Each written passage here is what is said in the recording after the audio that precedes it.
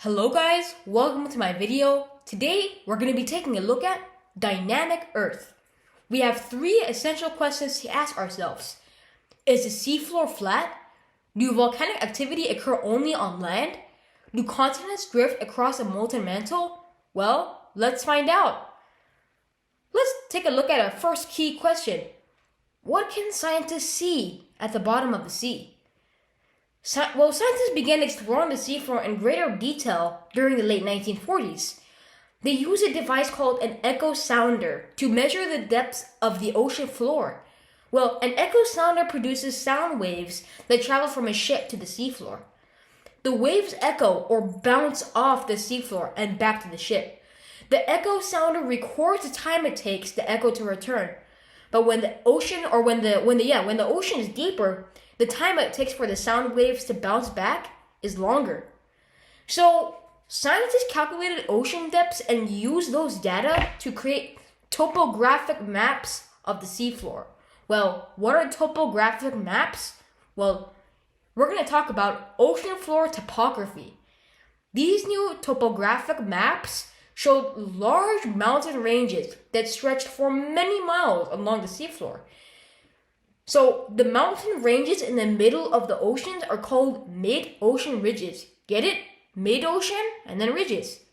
Mid-ocean ridges are much longer than any mountain range in the world. The maps also revealed the underwater mountain chains that had counterparts called ocean trenches. Ocean trenches are deep underwater troughs on the seafloor. For example, the Mariana Trench in the Pacific Ocean is the deepest landform on Earth.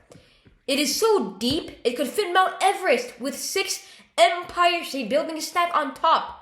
Can you believe it? So now let's take a look at our second key question. What pattern can be found on the seafloor? So, using rock samples from an ocean floor, scientists were able to determine the age of the seafloor and create isochron maps. Isochron from Greek is isos, means equal, and the Greek chronos means time. This is just the Greek language of what isochron is. It's ISOCHORN. If you got me wrong, then correct me for my spelling. But isochron or isochron from the Greek ISOS, its Greek root means equal, and the Greek chronos means time. So now let's take a look at and let's answer our question. What pattern can be found on the seafloor? Using rock samples from the ocean floor, scientists were able to determine the age of the seafloor and create isochron maps. An isochron is an imaginary line on the map that shows points that have the same age, that is, they are formed at the same time. These isochron maps of the ocean floor reveal an interesting pattern. The age is from a series of stripes across the seafloor parallel to the mid-ocean ridges, and each stripe represents the age of that strip of crust, and matched from one side of the ridge to the other. Relatively young ocean floor crusts is near the mid-ocean ridges. Remember what the mid-ocean ridges was? So older ocean crust is found along the ocean trenches. Remember the ocean trenches? They were there. Do you remember what ocean trenches are? There are deep underwater troughs in the seafloor. Remember? So back to the next key question that we're asking. So like I said, the older the crust is, it is found along the ocean trenches. The seafloor ages as you move further away from a mid-ocean ridge on either side of the ridge. So, how do continents drift? Let's find out. But why would the seafloor age as you move further away from mid-ocean ridges? In the 1960s, scientists proposed a new process that helped explain ocean floor features, ages, and continental drift. This process is called seafloor spreading. Let's take a look at some more processes in this situation. So, seafloor spreading is the process by which new ocean crust consciously forms along mid-ocean ridges and is destroyed at ocean trenches. It's a very important statement. So why don't you keep that in mind? So continuing, the conveyor belt. What is a conveyor belt, you ask? Well, a conveyor belt is when the seafloor spreads, the rock below the seafloor becomes a molten. A molten rock below Earth's surface is called magma. Have you ever heard of magma, like fire that goes, or the magma that rises? It's similar to flames and fire, but the magma is less dense than the surrounding mantle. The magma rises through cracks in the crust along the mid-ocean ridge. But when magma reaches Earth's surface, it is called lava. Magma and lava are two different things, so keep that in mind. As the lava cools and crystallizes on the seafloor, it forms new oceanic crust. Two halves of the oceanic crust spread apart slowly and move apart like a conveyor belt. Like I was just talking about now. What is a conveyor belt? Well, here's an example. As the seafloor continues to spread apart, new crust that is forming pushes the older crust away from the mid-ocean ridge, and eventually it forms to sink at ocean trenches. So this explains why the closer the crust is to a mid-ocean ridge, the younger the oceanic crust is. Scientists concluded that as the seafloor spreads, the continents must move along with it. Seafloor spreading is the mechanism that explains Wegener's hypothesis of continental drift. Continents do not move through the solar mantle or the seafloor. Instead, continents move as the seafloor spreads along a mid-ocean ridge. What is the theory of plate tectonics? Well, by the late 1960s, the concepts of continental drift and seafloor spreading led to more complete theory called plate tectonics. So, the theory of plate tectonics states that Earth's surface is made of rigid slabs of rock. They're little rectangular prisms that they're rock, or plates that move with respect to each other, or in relation to each other. This new theory suggested that Earth's surface is divided into large pieces of rock, and these pieces are called plates. Each plate moves slowly over Earth's hot and semi-plastic mantle. So, well, let's take a look at tectonic plates or plate tectonics. Earth's outermost layer are cold and rigid compared to the layers within Earth's interior. But the cold and rigid outermost rock layer is called the lithosphere. Have you ever heard of the lithosphere before? Well, the crust in the solid is the uppermost mantle form the lithosphere. I always have a problem pronouncing that word. Lithosphere, right? The crust and the solid uppermost mantle form the lithosphere. Let me show an example of Earth's crust, of Earth's layers.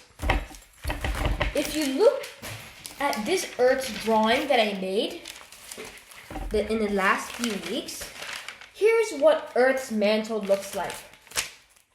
There you go. Does that look better? There.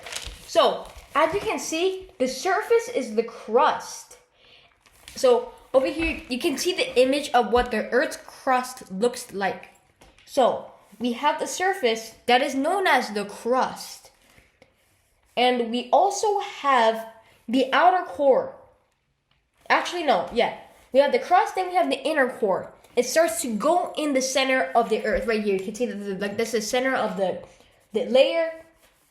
So we have the crust, we have the inner core, we have the outer core, and we have the mantle. So let's go in order. We have crust, which is the out. Then we have the mantle. Then we have the outer core, and the inner core is the very middle, the very center. So that's one example of Earth's layers. Now we can get an idea of what these plate tectonics are, and they are related to Earth's layers. This new theory suggested that Earth's surface is divided into large pieces of rock, and like I said, these pieces are called little plates. So each plate moves slowly over Earth's hot and semi-plastic mantle.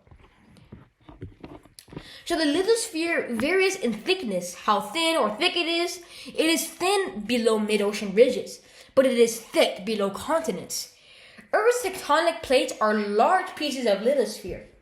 These plates fit together like the pieces of a giant jigsaw puzzle. If you ever had a jigsaw puzzle, then this is an example of what similar it is to that.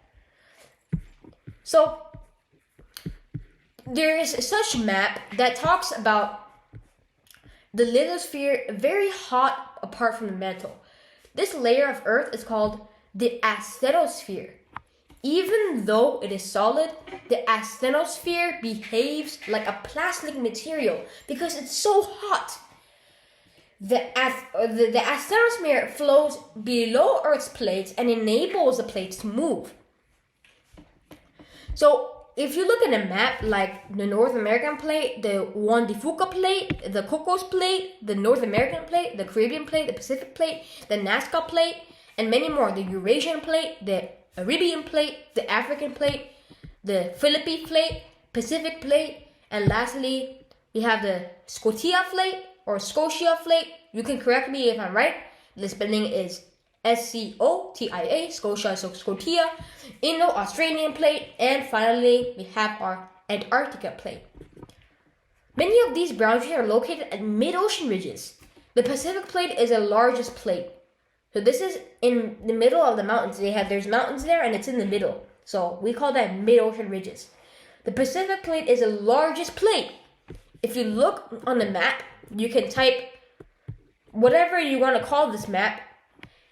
The image is the Pacific plate is one of the most largest plate, and the Juan de Fuca is one of the smallest plate.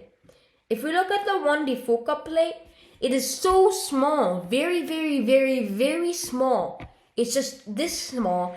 Out of a Pacific plate, it's this big. So, you can also take a look at this map. If you like, you can take a look at the map. Let me take a small picture of it. You can look at it on my tablet and upload it on the computer if you like. I know you can't do it, but I'll show you a picture of the map. So, I'm going to take a small picture right now, not of you. Just take one small picture. Let me just do this right here.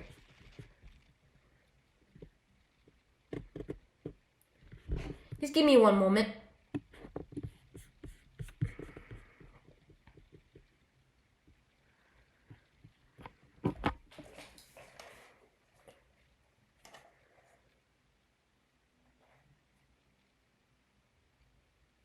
Okay, so I took a picture of the map, and here's what it looks like.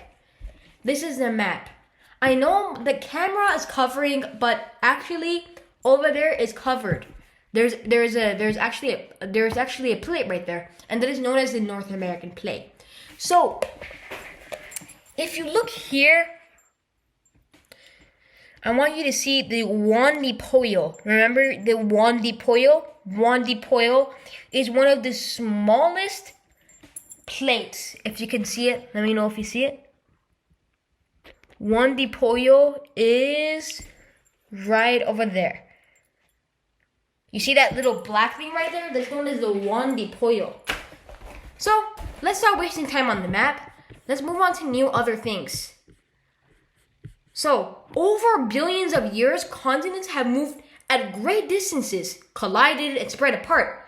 Well, tectonic plates move slowly, only 1 to 9 centimeters per year.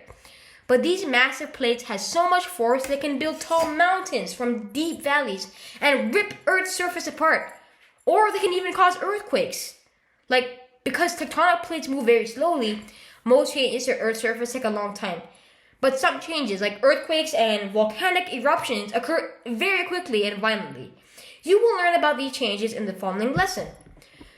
So, why don't we stop here? Did you learn that is the seafloor flat? Do volcanic activities occur only on land? Do continents drift across a molten mantle? Well, let me know in the comments below.